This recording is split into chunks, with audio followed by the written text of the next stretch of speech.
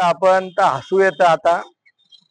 आपण ज्या पद्धतीने बघतोय डांबरी रस्त्यांवर सिमेंट काँक्रीटवर डांबरी रस्ते, सिमेंट काँक्रीटचे रस्ते झाल्यानंतर आता एक गुजरातची पार्टी आली, त्यांनी परत रस्ते खोदकाम चालू केलं. परत त्याच्यावर महानगरपालिका परत नवीन रस्ते बनवेल, असा लाखो करोडोचा कारभार हा भ्रष्टाचारी करण्यासाठी हा चाललेला आहे.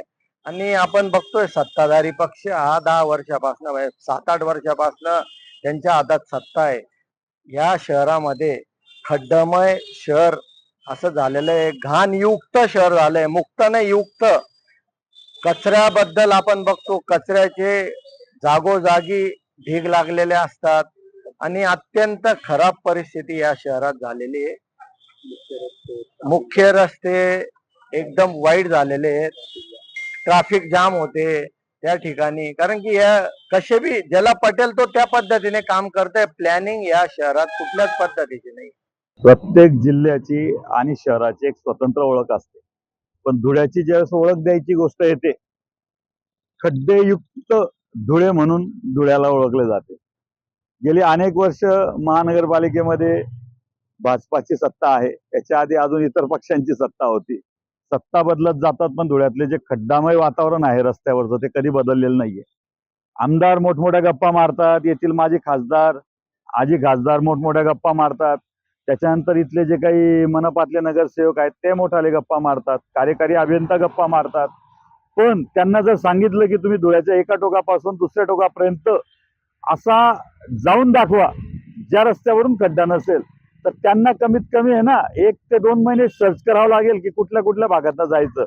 अक्षरशः लाज वाटायला पाहिजे या प्रशासनाला, भाजपच्या आमदारांना, त्याच्यानंतर इथल्या नगरसेवकांना, की एकही रस्ता असा त्यांनी स्वच्छ ठेवलेला नाहीये, विदाऊट खड्ड्याचा ठेवलेला नाहीये.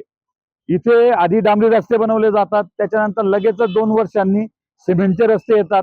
रस्ते आल्यानंतर सुद्धा कोट्यवधींचे त्याच्यावर लाईट्स लावले जातात. कुठेही सुशोभीकरणाचं नाहीये, फक्त खड्डे खड्डे खड्डे.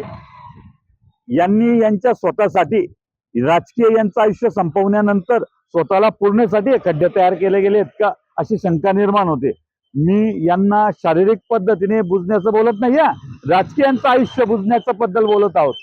आणि धुळ्यामध्ये एक खड्डेमय वातावरण असंच यांना राहावं आणि गेली अनेक वर्ष यांना हे खड्ड्यांचं वातावरण शुभेच्छा देत राहो, एवढी मी एक नागरिक म्हणून भारतीय संविधान सेनेच्या वतीने यांना शुभेच्छा देतो.